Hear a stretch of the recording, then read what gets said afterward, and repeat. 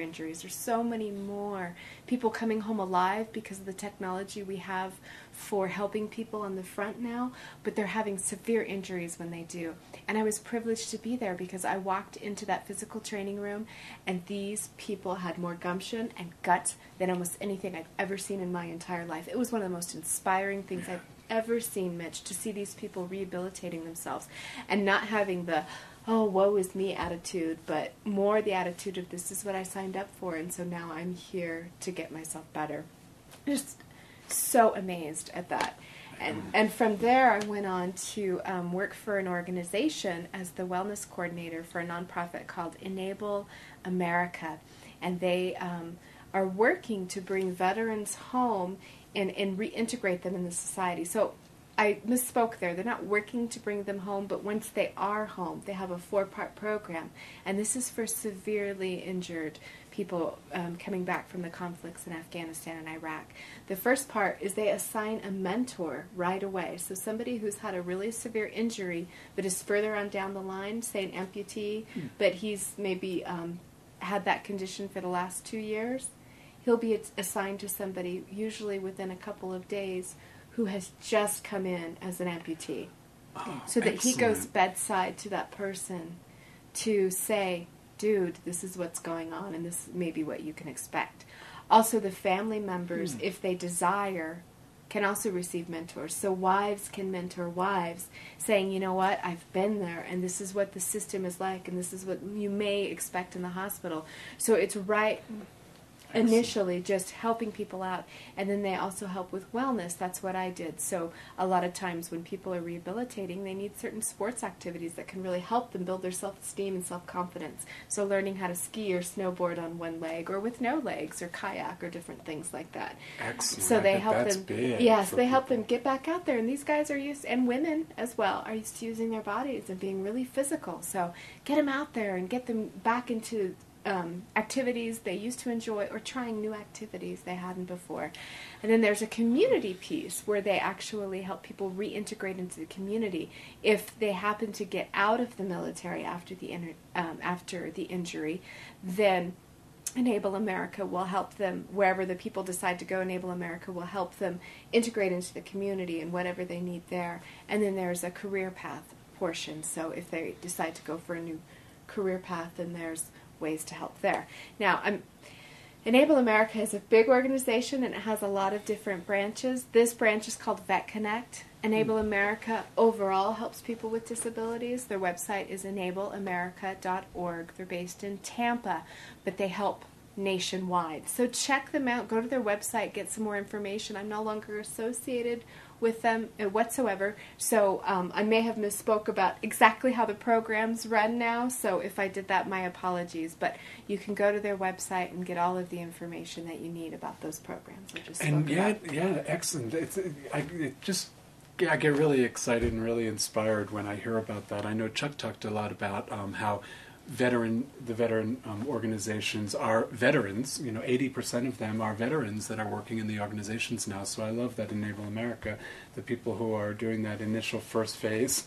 The mentors are volunteers. It's so They're excellent. volunteers. They do that. They take their time out to go to the hospitals and visit and help and call and email and just support. So if people wanted to get involved in Enable America, could they get involved by going to their website? Perhaps if people wanted to maybe volunteer in areas, can they get information on the website, Enable America, and how to do that? I'm not sure how they're doing that now. The program has really grown in the past year. So the best bet would go to the website. Usually the mentors are people who have already been through the program. But there's always opportunities to volunteer in so many different ways, and Enable America has so many different branches, so check it out. And if you know anybody who's coming home, or you know anybody that could use any of these benefits or any of this help, connect them to Enable America. I know that sometimes it's not easy for people to ask for help. There's so much out there.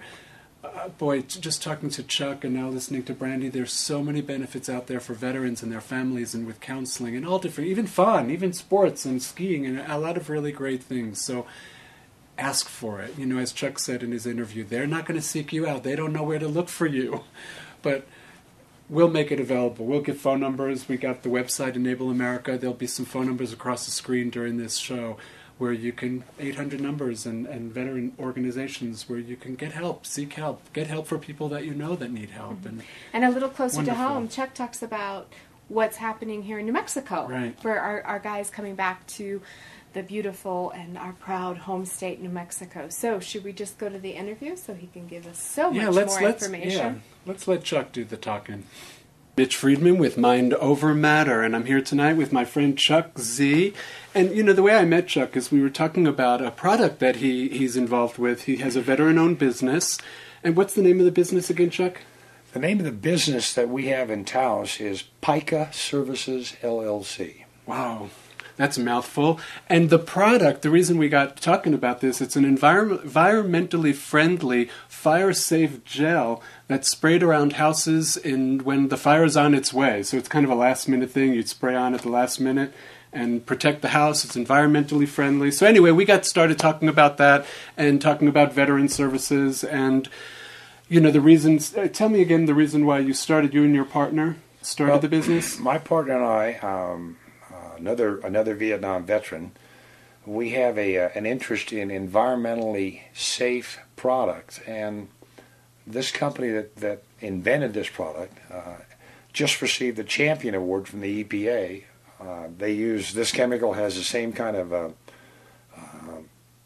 basically has canola oil and then a chocolate-based emulsifier. It doesn't smell like chocolate, but it's environmentally safe. So if you put this on your home or your structure or a piece of equipment out in the field or on a wildland fire, it will not damage the soil, it won't damage the animals, and it won't damage the plants. So at the end of the incident, it's a win for everyone. Save lives. Excellent. Yeah. And I know, you know, one of the reasons that Chuck got involved with this, environmentally friendly, was because tell me a little bit about the Agent Orange, you and your partner. Well, when I was in Vietnam, I was exposed to Agent Orange. When my partner was in Vietnam, he was also exposed to Agent Orange. He has had more cancer than I have. I have had a small amount of it. My cancer is currently in remission.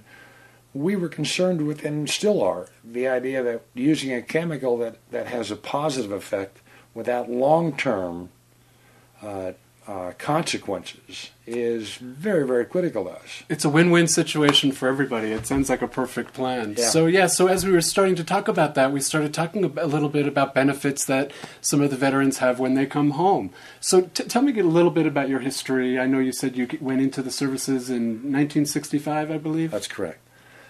I was not drafted. I enlisted in the Army in 1965 and did some interesting things initially. I was part of Army intelligence, and then through a set of circumstances, I became attached to and part of, when I served in Vietnam, 5th Special Forces.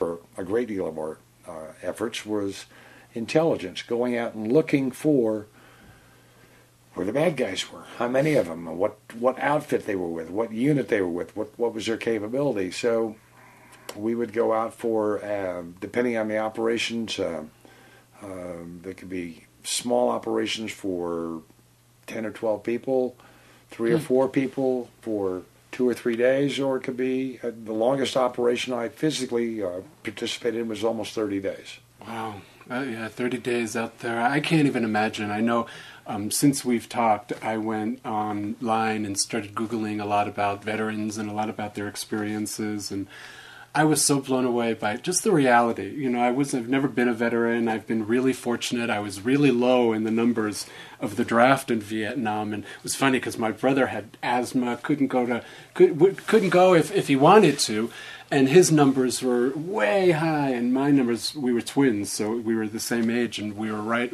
just about ready to leap into the Vietnam War, and it ended. So I was this close. So I feel really blessed that I never had to have that experience. But when I was reading about it online, I was really blown away by the reality of the stories people were talking about, and you know, I mean, it was just horrific stories of the reality of what people really face when they're over there. So I think it's really important to have this conversation about what's really available to these people when they get home. I think it's I personally still to this minute, I have no idea what you guys, 30 days out there in Vietnam, to me, seems, how do you keep it together? I mean, how do you keep